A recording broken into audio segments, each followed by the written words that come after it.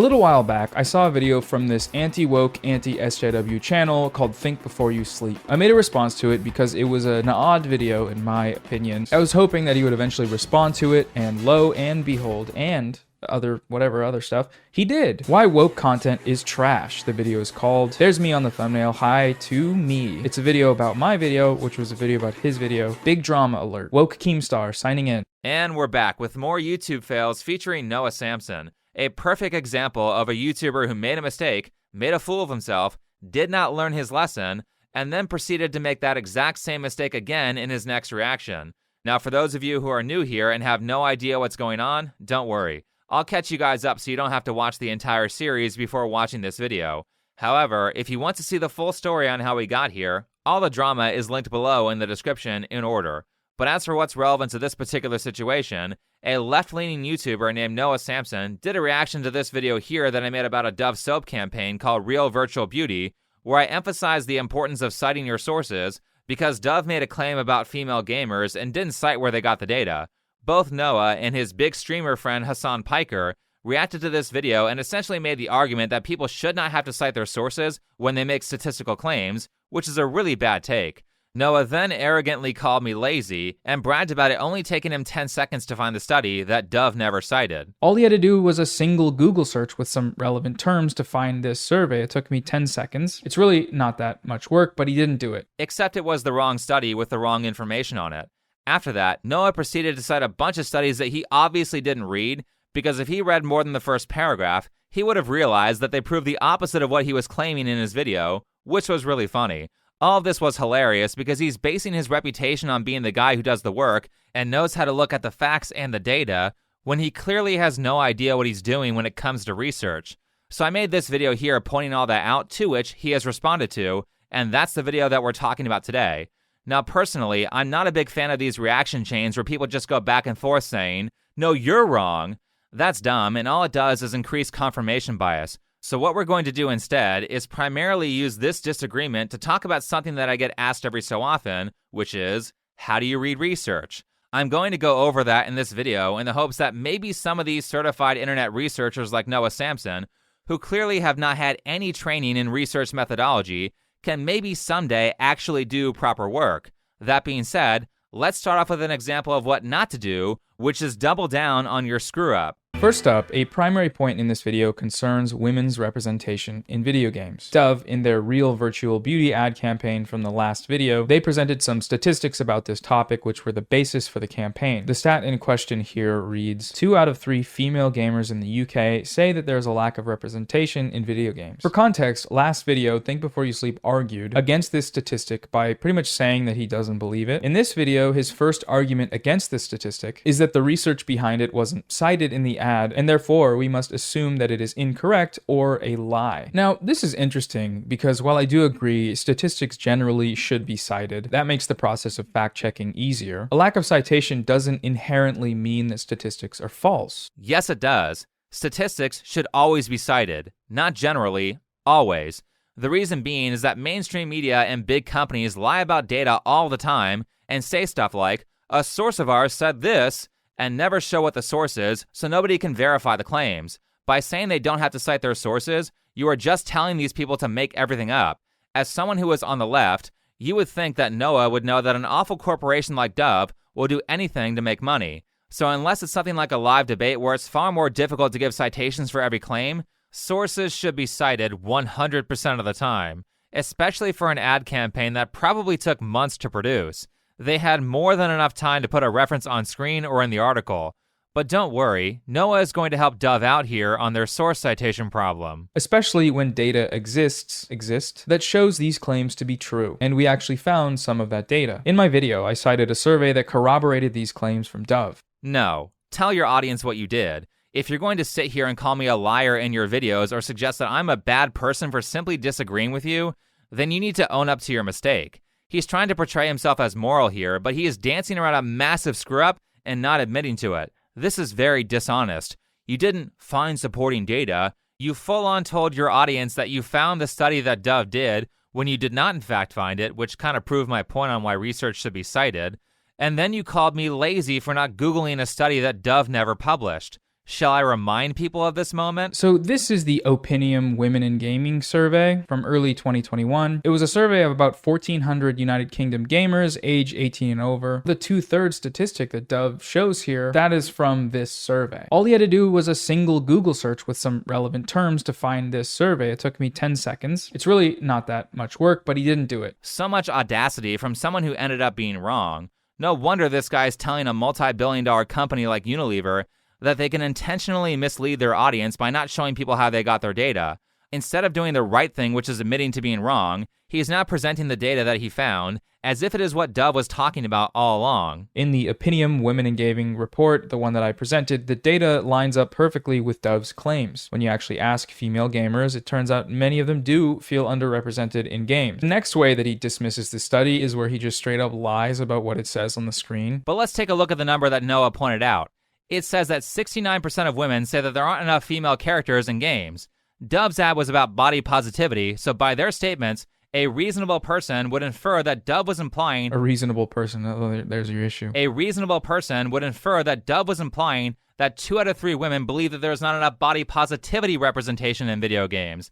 Not that there aren't enough female characters. See how he bakes in this assumption there, that this number must be about body positivity, because that's what the ad is about, even though that's not what the statistic says, right? If you look on the screen, there it is. The statistic saying lack of representation, not body positivity. Okay, so first lesson in research. You need to look at the specific wording that Dove uses in the ad. It says, 2 out of 3 female gamers in the UK say there is a lack of representation in video games. What kind of representation? We don't know. It could be that they surveyed women and they said that there weren't enough cats being represented in video games. Or there aren't enough shirtless, muscular alpha male chads in video games.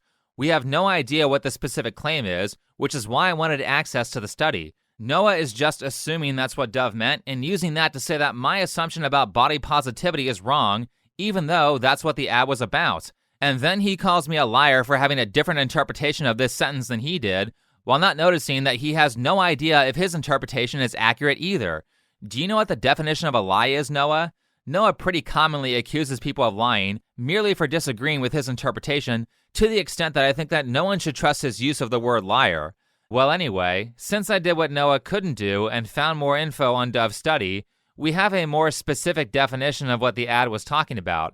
Before I go into this, though, I do want to note that I'm not saying that any of the numbers from this article are true, because we haven't seen how Dove obtained this data. However, what this article does give us is a further clarification on what Dove was claiming. The article says, new research from Dove reveals that 60% of girl gamers, almost a full 10% less than the data that Noah cited from Opinium. Also, 60% is technically 3/5, not 2/3, so you can see that Dove is massaging the numbers to make it look like more people agree. 60% of girl gamers feel misrepresented and recognize a lack of diversity as a key issue in games. And then it said 35% of girls, blah, blah, blah, lack of diversity in characters and avatars. So now that we have a more specific idea of what Dove was surveying, which is still too vague, we can more reasonably guess that my interpretation about body positivity is what Dove was talking about, instead of saying that there are a lack of female characters like Noah said. This phrasing doesn't suggest that women aren't in video games. It's saying that the right types of women aren't in video games, whether that be categories like body diversity or racial diversity. By the way, this article that I have on screen here was posted in the prior video of mine that Noah is now responding to. So he had access to all of this information, which means he didn't even read the info that I put on screen before calling me a liar. Do you guys really think that this is a person who is honestly trying to understand his opponents? Anyway, Noah continues to show his ineptitude at research in this next part here. He argues that the study is biased because of how they represent the differences in time spent gaming between men and women. So 10 hours of boy gaming versus 8 hours of girl gaming. He doesn't think that those are nearly the same because 8 is 20% less than 10, and that's too much percents for him. So this study is biased and can't be trusted. It is truly fascinating, though, watching him dance around for his audience and act like 8 hours of gaming is so much less than 10 hours of gaming, and act like not being able to find a study means that the study that we found is wrong, even though the study is right there on the screen proving the thing that he just doesn't believe. Did you catch that? I know it was barely noticeable, but that was his admission of wrongdoing for essentially calling me lazy and stupid when he was the one who screwed up the research. I know I got that study wrong and spread misinformation to my audience, but actually, I'm still right, even though I completely screwed up. That is one hell of an apology. He also tries to make it seem like I don't like the study simply because I disagree with the numbers, when that's not true. I gave multiple reasons for why I don't like it, an important one being the very vague demographics that the study gave. It just said people over the age of 18. They didn't even break down the percentage of how many people surveyed were men and women. This survey would never pass peer review. Why? Well, here's how you could cheat the numbers with vague demographics. And yes, companies do that frequently. There's a great book called Overdosed America that talks about how big drug companies screw with numbers to get the results that they want in their drug trials at the peril of the people who are prescribed their products. That being said, Noah brings up the part where I talk about how Opinium says that female gamers play games nearly as often as male gamers do, which suggests that there is a negligible difference between how much men play games versus how much women play them. I disagree. This is a full 20% difference, which is significant. A negligible difference would be like 1 to 5%. The word significant in the science world just means it's a noticeable difference. Men don't have to play video games for twice as many hours as women for the difference to be considered significant. However, since Noah doesn't know anything about science, he disagrees with my interpretation that this is a significant difference and then screws with the numbers to make it seem like the amount is closer. As a glass half full kind of guy, I would like to point out that 8 being 20% less than 10 also means that 8 is 80% of 10, which is, it's a lot out of 10. To act as if 8 and 10 aren't close numbers is, I've never seen such pure, unfiltered, raw, Chernobyl levels of cope, especially when those numbers are describing hours spent playing video games in a week. What that means is that the women in the study play games on average an hour and 10 minutes per day, whereas the men play on average an hour and 25 minutes per day. That's just 15 extra minutes per day. Pay attention to how numbers are framed because dishonest researchers will frame numbers in a way that makes them look more correct. This is not exactly a rare thing either, especially with massive corporations. Now, for one, in research, you have to factor in how people typically behave. I have never known someone to play video games for the exact same amount of time every day. Usually it's all lumped together into one day or a couple of days, which could easily take that 15-minute daily difference and turn it into a session difference of 30 minutes to an hour. So you could more reasonably look at it like this. If I work a 10-hour shift and you work an 8-hour shift, would people say that we worked basically the same amount of time? Or would they say that I worked significantly more than you? Or we can frame it like Noah did. Let's say you have 2 marathon runners and one marathon runner does an hour and 10 minutes of running per day, while the other marathon runner does an hour and 25 minutes of running per day. Would you say that they run about the same amount of time? Or does one runner run significantly more than the other? Who is more likely to win a marathon race just based on that information? Or, if you want to frame it like Noah initially did, would you say that someone who scored 80% on a test did nearly as well as someone who scored 100%? Or is there a significant and noticeable difference there? So lesson 2, you need to look at how the numbers are framed when you're reading research. Anyway, back to my original point in this section, which is that if Opinium really wanted to be dishonest, and they easily could have because they weren't transparent about the age ranges, what they could have done is weight the survey so that more of the women surveyed were younger and more of the men surveyed were older. If you take a bunch of women who are 19 and compare them to men who are in their 40s, then of course it's going to look like women play more than they do in reality by comparison, because young people generally have more free time than older people. I'm not saying that Opinium did this, but it is a confounding factor, and I can't consider this study an accurate representation of the truth without that information.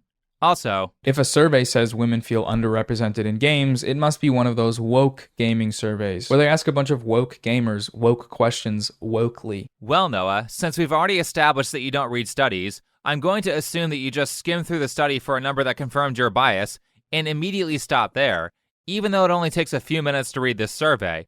Because if you had read the survey, you would have noticed that there is feminist ideology all over it. Lesson number 3. When you're reading research, you need to ask, who is doing the study and what biases do they have? Now, I know Noah can't read for more than 5 seconds before he declares himself the winner, so let's ignore the vast amount of ideology that is all over this study and just look at the section that he was talking about. You can see here that there is a pretty significant disparity in every category on what men and women agree on, most notably being the stat that Noah pointed out, which is that 69% of women thought that there needs to be more female characters in video games, versus 50% of men. That's a good-sized difference. Why might significantly more men feel that there are enough female characters? Could it be that women are literally all over video games, making up half the cast or more of tons of popular games? Could it be that they are the main character in many of their own games like Tomb Raider or Metroid, and even play crucial roles in games where the protagonist is male like Zelda, where you literally would have died if it wasn't for Zelda's help at the end, nor would you have been able to save Hyrule without her guidance? Or you have tons of games these days like Mass Effect that allow you to choose your gender. Or you have lots of well-liked unique games like Portal and Mirror's Edge.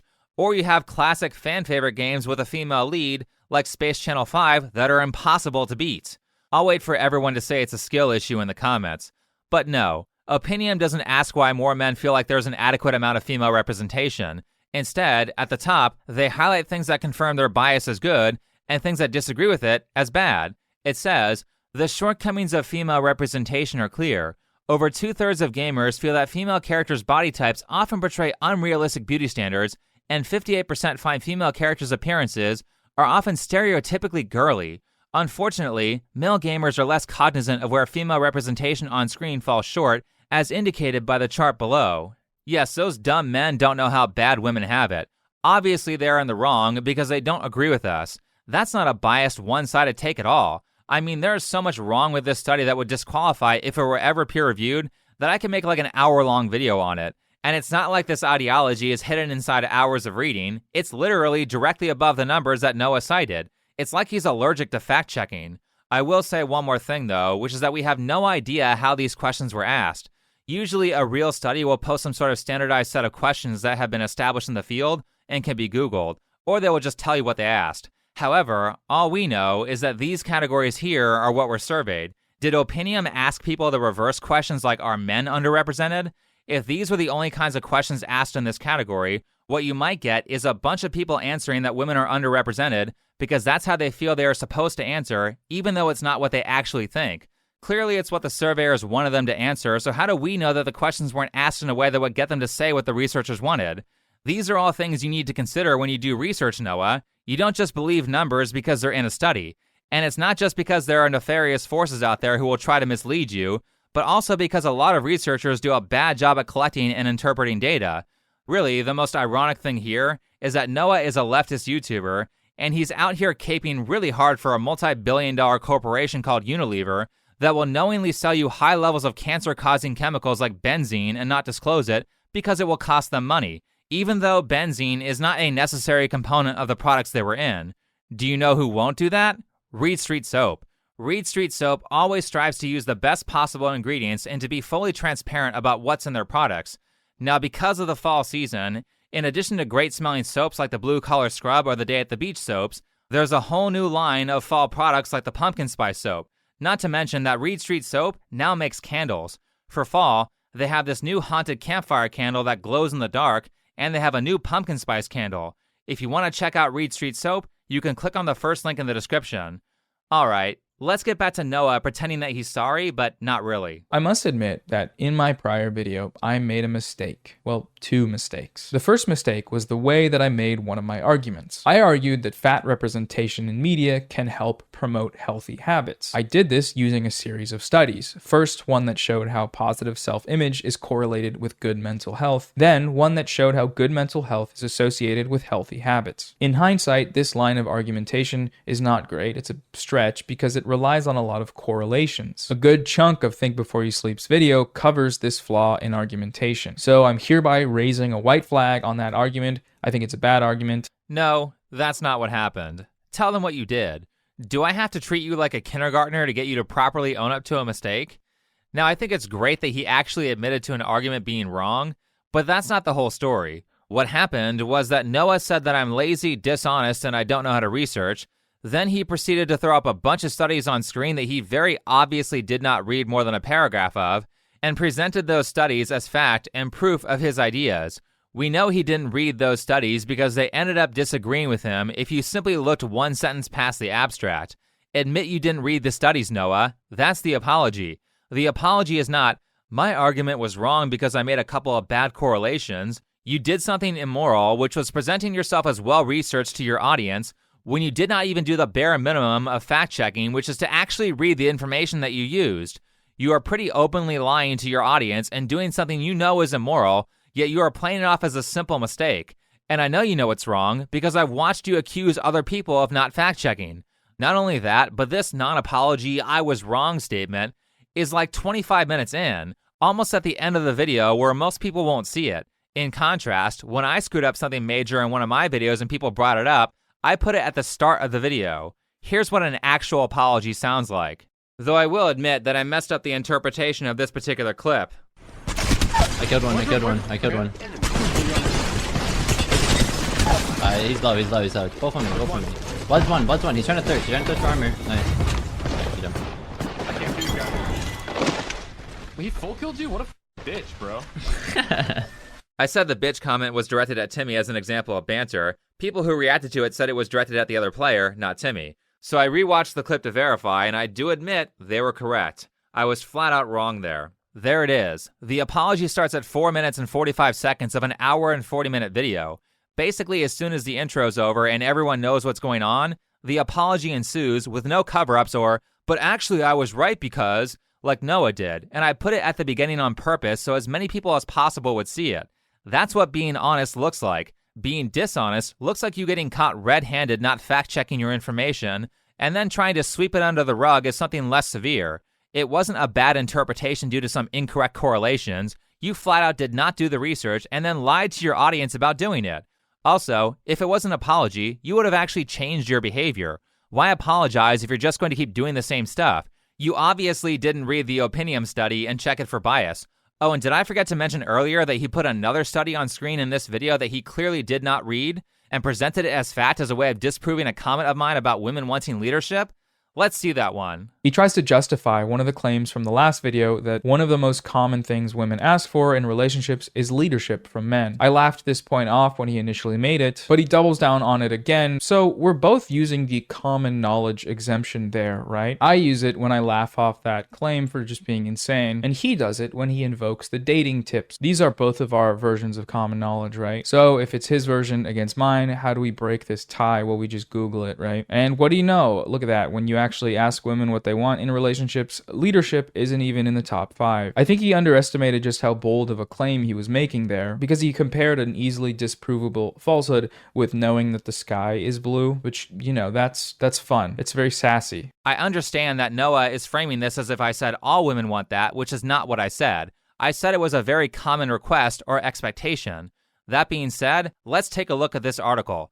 Oh look, it's only a 5-minute read. Surely that is short enough for even someone like Noah to read in its entirety. I mean, you took a whole month to make this video. Now we know his pattern of behavior, and obviously he just looked for numbers that confirmed his bias and didn't actually read the full article. So let's get into the crucial mistake he made here with this study. He says, when you actually ask women what they want, leadership isn't even in the top 5. Well, looking at these 5 things that women say they want, they sound like if you added them all together, they would equal a good leader.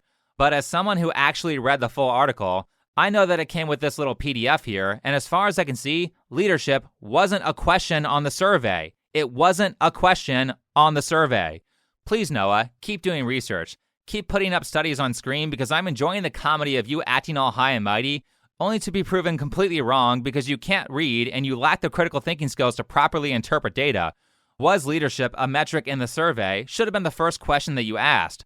Interestingly enough, this study surveyed over 60,000 women, which is a massive number, and 90% of them said that they wanted their long-term partner to be taller than them. So thank you, Noah, for providing me some strong data that will shut feminists up who say that women don't care about appearance. They definitely do. Also interesting for the guys who are black pill, only 10% of women say they wanted a guy who was a lot taller than them. So those women on Fresh and Fit that you see saying they want a guy who is 6'5" despite being 5'2", are a pretty small minority of women. Men are taller than women on average, so it shouldn't be that hard to find a girl shorter than you. You can stop using that as an excuse to not go on dates now. Another point of interest is that quite a lot of the women who are looking for long-term partners don't care that much about the sexual experience of the person that they're dating. I know that's something that a lot of people in the black pill and incel communities care about, and tons of women are saying that lack of experience is not a huge issue. It was mostly women who are looking for short-term relationships that cared about experience, but I don't think that those are the types of women that those communities are looking for. So we can all thank Noah for the white pill here. Now, a minute ago, I pointed out that Noah had a full month to make a video that could have easily been made in under a week because it only took me 20 days to make the video that he's reacting to that was 16 minutes longer, and 7 of those days I was on vacation. Keep in mind that I read like 10 to 15 studies, a lot of which took multiple hours to read. Noah has 2 studies in this video that can be read in 20 minutes, and he still screwed it up. He did say that he had some stuff going on while creating the video. However, these articles are so short that it's really not an excuse. But I point this out because he said in a prior video that I make my videos too slowly, not because I'm taking my time to make sure my info is correct, but because I suck at content creation. I have never once spent an hour on a script. The reason I don't do that is because fact-checking and research is a very time-consuming process, and if you're only spending an hour writing your material, then you basically aren't fact-checking anything. You're just writing from memory, which will cause you to unintentionally misrepresent information. So this can be summed up as the work harder, not smarter approach. The Virgin, I spend years on scripts just for them to still be bad, versus the Chad, I debunked your shit in the same amount of time it takes for me to make a TikTok reaction video. Funny how the tables have turned here.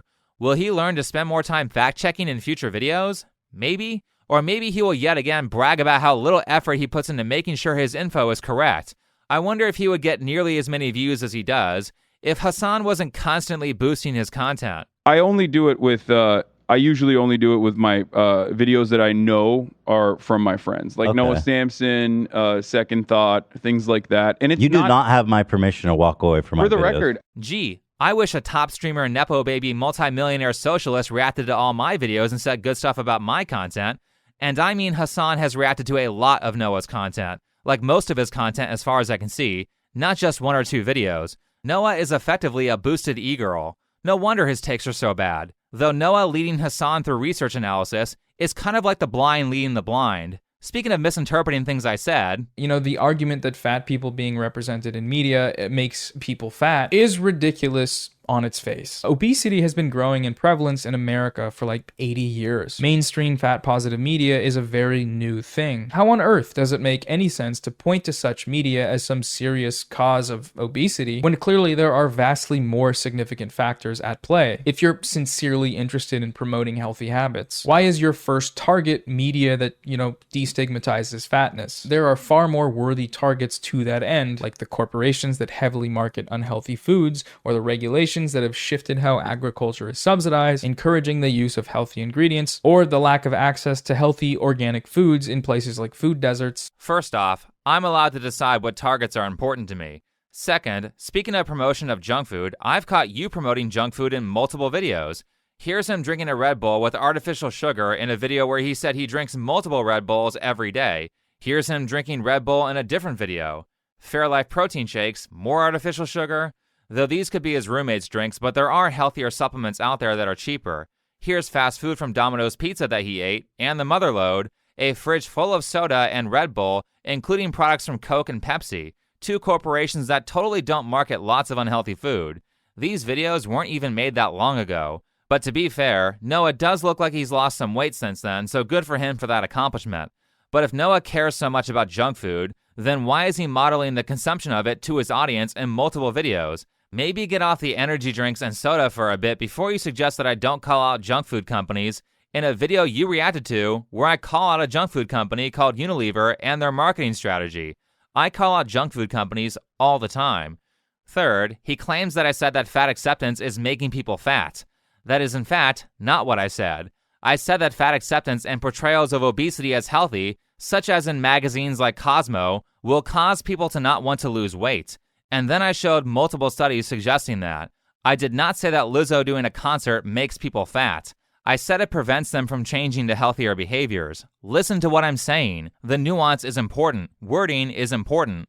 But remember, this is Noah Samson after all, and his MO is to not do any research and then morally grandstand about how his opponents are evil and how little they care about other people. I don't think shaming fat people is good, and I think destigmatizing fatness is fine, because stigmatizing it doesn't actually do anything positive. And remember, of course, that the sort of response we've seen to this ad from the anti-woke crowd is not about promoting health. Obviously not. These aren't health channels, you know, they're anti-woke channels, which are political channels. Anytime they're talking about health, they're just concern trolling to continue their political project of decrying degeneracy in media. So thanks for admitting that you didn't really research my content. I've made a bunch of videos speaking out against fat acceptance, And in almost all of them, if not every single video that's on that topic, I talk about how to lose weight from a psychological and fitness perspective. Like this recent video here where I talk about replacing soda with sparkling water to help alleviate addiction to soda and sugary drinks. People commonly get fat while eating healthy portions of food because they don't notice that they're drinking like 500 to 1,000 calories a day of orange juice, soda, beer, or stuff like Gatorade. I give health advice all the time so that these people can live healthier lives and don't end up with a severely shortened life or end up crippled when they're older. The only way Noah could have missed this is if he didn't really watch more than the videos he was reacting to. It's silly. Chill out, everybody. Leave fucking fat people alone, damn. No. A big reason why people have an issue with fat acceptance is because fat activists won't leave us alone. Fat activists aren't just innocent people trying to live their lives. They will harass people for exercising and engaging in healthy behaviors, which is actually something I showed you admitting to in my last video on you.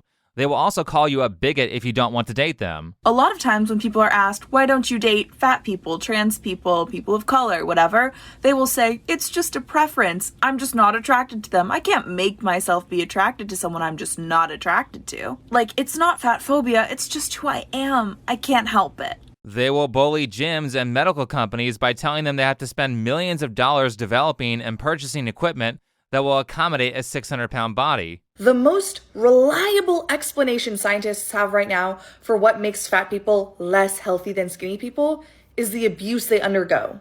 The fact that they are paid tens of thousands of dollars less per year than their straight-sized counterparts.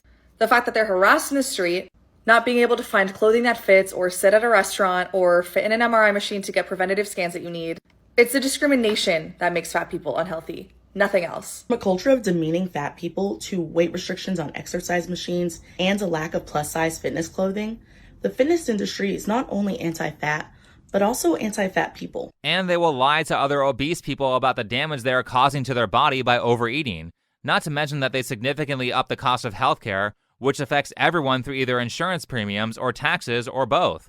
So no, I'm not going to leave this alone. Fat activists are a bunch of bullies who essentially tell people with a drug addiction to not get treatment. You wouldn't say it's brave and beautiful or it's celebrating body acceptance if heroin addicts started showing off their track marks or if meth addicts started showing off their rotting teeth. You would say this person has a problem and try to get them help. Fat acceptance is no different. They are enabling addicts and prolonging their recovery. Now, this next thing isn't like a study or anything, but I think it's relevant to Noah's research ability, so I'm going to respond to it. He doesn't fully clarify why he claims this outfit is impractical, but it sounds like he's saying it's impractical for physical activity. That's not true. How are short shorts and a crop top impeding her mobility? So, firstly, my argument that Lara Croft's outfit is impractical isn't that it impedes her mobility. It doesn't. It's impractical because in the game, she's getting shot at and attacked by dogs and alligators and other things that want to chew on you. A bunch of bare skin isn't a great defense against those sorts of things, you know? And that's what I said in my previous video, but here he just totally ignores that to talk about how you can wear this and run around, which is an easy thing to argue against, and it's not something I believe. Well played, Epic. That is in fact not what you said. Here's what you actually said. Laura is a character who shoots people and runs through the woods and shit. This outfit is clearly impractical for that purpose, but she's wearing it because she is being sexualized. Can we all see how vague his statement was? Can we all see how he has yet again called me a bad person and assumed I have some sort of evil intent because I don't agree with his interpretation? Like I said, Noah does this all the time, and it's extremely bad faith. Noah is basically saying, I don't agree with think before you sleep, and therefore I'm going to make up some nefarious tactic and say he's intentionally using it to lie to people. Half his arguments are him calling his opponents evil simply for disagreeing with him, as opposed to looking at the value of their arguments. So let's get back to what he initially said. Lara is a character who runs through the woods and shoots people. Is she properly equipped to run? Yes. Is she properly equipped to use firearms? Also yes. Does she run through the woods in Tomb Raider Angel of Darkness, which is where this picture came from? Well, I've looked through an entire playthrough of that game, and as far as I can see, the answer is no. I've looked through multiple playthroughs of classic Tomb Raider games, and she's mostly inside of buildings. But if the clothes she is wearing aren't correct for the job, then what should she wear? Tell me, Noah, what clothing is going to protect her from crocodiles and bad men with guns? Should she wear steel plates to protect her from gunshots? Oh wait, that stuff is heavy and it would prevent her from doing all the acrobatics that she does in that game. She swims a lot too, so steel plates are a bad idea for that as well. Also note that body armor still leaves a lot of vital places open, namely your head. Lara is in close quarters here, so it would be very easy for a trained gunman to get her in the head or some vital place like the leg that the armor is not covering. Yes, people, stop getting your information from movies. Getting shot in the leg can be fatal. Femoral artery's been severed. She's losing too much blood. Who would have thought that Twilight would be the movie that got that right? What about Kevlar? Well, the use of that in close quarters does not outweigh the benefit of not wearing it for the same reason as steel plates, and all Kevlar does is stop bullets from piercing your skin. It still hurts like hell and will cause damage. Anyone who's been trained in combat with firearms knows that your best defense against bullets is getting the hell out of the way of your enemy's line of fire. Ideally, while attacking your opponent, you are behind concealment, which is an object that prevents people from seeing you, or preferably, you are behind cover, which is something that conceals you that bullets don't go through. What about the animal bites? Well, as far as I can research, pretty much nothing will protect you from a serious animal with a big bite like a crocodile. Crocodile bites can easily crush your bones, so your best defense is to yet again stay out of the way, just like with firearms. Even to just protect yourself against dog bites, you have to be pretty padded up, which will heavily impede your mobility.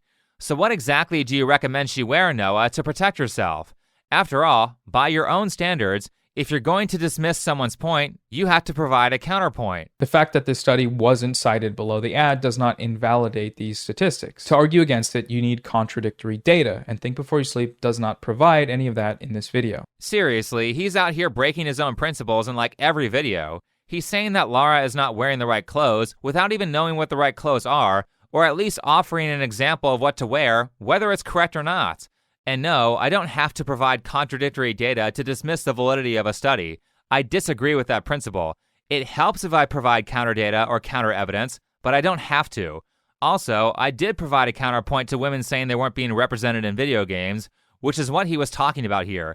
I gave evidence that they actually are being well represented in games like the Final Fantasy series, Super Smash Bros., World of Warcraft, Apex Legends, Metroid, and dare I say, Tomb Raider. Did Opinium actually do an objective study on the games themselves to see if women were being represented or not? No, because that would require actual work and they would be proven wrong. So instead, they asked a bunch of women how they felt about the situation, which is not a super accurate representation of the truth, because people's feelings very often do not reflect reality. Surveying the actual games would lead to a much closer version of the truth than a very biased survey that very clearly was pushing an agenda.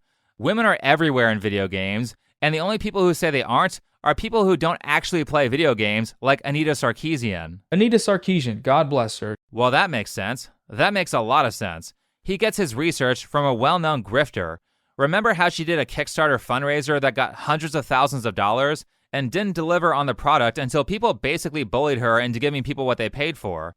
A product that many YouTubers could have easily produced for free in way less time. By the way, I caught a panel of hers at VidCon a bunch of years ago, and she admitted that a lot or all of the equipment that she used was either donated or borrowed. So what exactly did the Kickstarter money go to? And remember this scene? For the purposes of this video, I tried to get a glimpse of Batman's rear end, but it's as if his cape is a high-tech piece of Wayne Industries equipment designed to cover up his butt at all costs. It may be difficult to see his behind here, but Batman is basically in his underwear, and you can fully see his junk in the game. And you can see it in the recording that Anita uses. And finally, remember how Anita got caught admitting that she doesn't play video games? Except I'm doing video games. So it's not exactly a fandom. I'm not a fan of video games. I actually had to learn a lot about video games in the process of making this. And also video games, like I would love to play video games, but I don't want to go around shooting people and ripping off their heads, and it's just gross. So that was a great moment in history. Speaking of great moments in history, for the people who watched it, remember how in my last video, Noah put up a study and it actually contradicted his point? Well, here's an Anita Sarkeesian video contradicting Noah. It's important to note that the amount of skin shown is not the crux of the problem. Many female athletes wear minimal, form-fitting clothing because it's more conducive to their activities. However, their outfits are not designed with the primary goal of sexualizing the athletes for the benefit of spectators. Now, to add context, Anita is talking about more than just Lara Croft here. But if he is using Anita's line of thinking, which I imagine he is because he cited this video from her, then Noah would first have to prove that a crop top and shorts is not an appropriate outfit for the activities that she's doing in that particular scene, and he would also have to prove that it's purely there for sexualization and not because that's what's fashionable to wear while still being appropriate for the environment. By the way, this is not the only time that Anita Sarkeesian contradicts Noah, as he still does not agree that this camera angle is sexual. She didn't put on the outfit at all, actually. Some guys did. Cynthia has agency in the story for her outfit, unlike Lara, and using that agency to wear clothes that show more skin is only sexualization if you make the choice to sexualize her for showing more skin. That is what Think Before You Sleep does in this video by making this comparison. And then he does it again in a more intense manner at the next thing, which is the whole bent over ass shot scenario. If you're confused by this argument, so is everyone else. I think he said it's not sexual because a bunch of men didn't program her to wear those clothes, which is what Anita Sarkeesian says in her video. So the only way it's sexualization is if the viewer makes it that way. Okay, then like I said last time, by that dumb logic, she could be naked and it wouldn't be sexual. Somebody see if the YouTube age restriction algorithm agrees with that. Also, I looked up who produced the animation, and there are a lot of men on that team. How do you know what their intention was? This is the level of cope and stretching that Noah will do to make it seem like he's right. His argumentation in the last video was just as bad, saying that it wasn't a sexualization despite the Playboy camera angle because Cynthia is between two posters. Weird. So because of that, it's a good thing we have someone more reasonable to comment on this subject. A classic example of this is the original Tomb Raider games, which are presented from a third-person perspective wherein protagonist Lara Croft's entire body is visible. In these early Tomb Raider games, Lara's butt is typically right in the center of the screen, a camera orientation which, along with the sexualized clothing the designers choose to outfit her in, places a tremendous amount of emphasis on that part of her body. I guess you could say she's improperly dressed here for the snow, but this was the first game, and the programmers probably didn't want to render multiple outfits, as it was 1996, and people were just figuring out how to program 3D. Her clothes change in other games based on the environment that she's in a lot. This isn't the only outfit that Lara wears. Look, she's here in the snow and fully geared up. Are you satisfied, Noah? But even your mentor, Anita Sarkeesian, is saying that shots like this are sexualized. Do you know who also thinks shots like this are sexualized? Noah himself. Both men and women have code built into their DNA that steers them in certain directions. That fade in was so funny. It's like, yeah, science, equations, DNA graphs, and it's like yoga pants, butt cheeks. Wow, thank you. I'll wait for him to make up another excuse for how the Dove animation is not sexualized, even though it's a more revealing shot than the one he just laughed at for being sexualized. Or is it only sexualized if it's the artist's intent for it to be? Though unless you've spoken to the artist or they said it in public, how would you actually know that, particularly for images like this? By the way, Noah's whole straw man was based on the presumption that it is my opinion that video games don't sexualize women. When I made this comment that's in the next clip, that was not my opinion. But she said 2 female characters from a game that they never identified were over-sexualized. Whatever that means, because they'll call Lara Croft hypersexualized for just standing there and doing nothing sexual. During this part of the video, I was talking about how a bunch of feminists are all over the place with what they define as sexualization, like saying that Lara is sexualized because she isn't fat, or saying her body type is unrealistic purely because she's thin. I'm not talking about characters like Ivy from Soul Calibur. Obviously, she's in very revealing clothing, and it's not a mystery why. But what these people probably don't expect is that I actually agree with them to an extent. Hypersexualization is a thing, and it's getting to the point, at least with anime, where the line between TV show and pornography is being heavily blurred, especially in isekai anime, and some of these scenes involve way too many child characters. I was actually referencing this when I showed the anime camera angles in the original video. Sexualization is everywhere. I think it's turning a lot of people into addicts, and I think it's a large contributor to why so many adult men have never had a relationship. So I agree that sexualization is a problem. I just think your examples and your reasoning are stupid. The issue with the Dove ad and the article that comes with it is that they are inappropriately identifying sexualized content and the problems associated with it, which will cause the people who need to listen the most to reject their ideas. It is very important that your examples are actually accurate, and this is my major issue with Noah's content. And well, it's not just that. It's also that many of these people, such as Noah, constantly break their own principles, and it's not just in like a I caught you doing the thing that you said it was bad for someone else to do kind of way. I mean things that Noah has explicitly said were wrong and he would not do them. I've caught him doing such things multiple times, less than a year after he made this next statement. This is actually a pretty common rhetorical device on YouTube, especially commentary YouTube. While you're introducing someone that you're criticizing, you might list off their video titles with some music behind it or something, under the impression that your audience will pick up on what's wrong here, based on how you normally talk about these issues. This is done under the assumption that you, the Noah Samsen channel viewer, will notice that having skull-shaped measurements in your thumbnails or incel terminology in your titles means that you might be a slightly strange guy. It's also kind of poisoning the well, right? In both cases, we're presenting something as being bad or harmful or cringe without explaining why or even engaging with any of the content. I realize that this can actually be pretty unhelpful, especially if somebody is watching that doesn't already agree with what you're saying, that doesn't already feel the way you feel about the content being presented. It's a small but definite way to help promote an echo chamber, and I don't want that, so I'm not going to be doing this in my content anymore. I agree. It's sleazy to just look at the titles and the thumbnails of a YouTuber and tell your audience that you know what they're all about. Because you may find that if you actually watch people's content, certain creators are more nuanced than others. Do you know who makes use of this sleazy tactic a lot? Vosh does, which is why I've related Noah to Vosh in the past. So anyway, here's Noah assuming the content of a bunch of videos that he didn't watch in 3 out of 4 of the videos that he made on me. As far as I can see, including the many examples from my channel, which definitely doesn't have a particular agenda involved. Definitely not.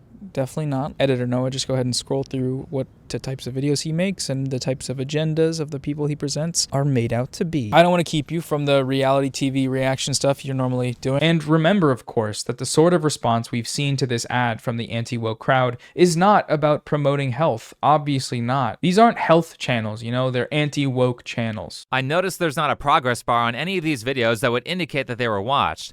You could say that he just logged into a different account before he took the screenshot so it looks cleaner. I certainly do that. However, considering that I made roughly half the videos he displayed, I know he didn't watch them because I know what's in those videos, and there are definitely things that he would have brought up if he had watched them. For example, my appearance. Now, obviously, I'm bringing this specific thing up because it yet again blatantly displays how little fact-checking that Noah does on the people that he makes videos about.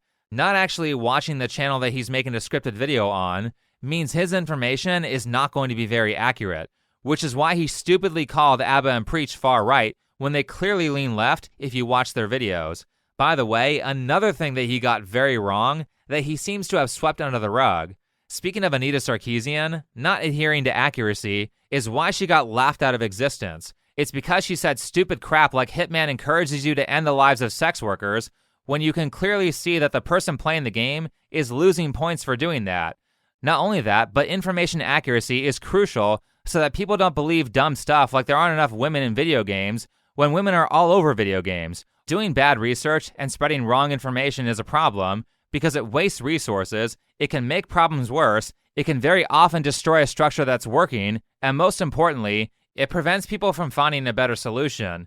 Anyway, I started this video with a question that I get every so often, which is, how do I read research? And the actual answer to that is that it's complicated. You can't just become an expert at research by Googling whatever singular study fits your confirmation bias and call it a day. There are a ton of different ideas and skills that you need to learn in order to accurately read research, which means that this has to be practiced over time. So I can't just make one video and teach people everything. However, there are basic ideas that anyone can follow, and I've gone over some of them in this video. I also went over research principles in my prior reaction to Noah Samsen, so you can check that one out if you want to know more. And for something that's not just shilling my own content, you can watch this video here. You can also watch Aiden Paladin's channel if you want something more long form that really gets into the studies on each topic. Outside of that, I think that probably the best book for teaching beginners how to look at research is a book called Overdosed America by John Abramson. While this book is a little dated and it's not specifically just a step-by-step guide to research, it does do an excellent job at giving a 101 course on how medical research works while discussing drug companies. The great thing about content like this is that you'll actually learn a lot, but it won't feel like you're learning because you're just focused on the story being told. I know a lot of people want a step-by-step list on certain topics, but that's not necessarily always the most effective way to learn. Personally, I think it's way more engaging to learn while being told a fun story rather than learning from something that looks like an instructions manual like we're taught in school. Anyway, thanks for watching, follow me on Twitter, and I'll see you in the next video.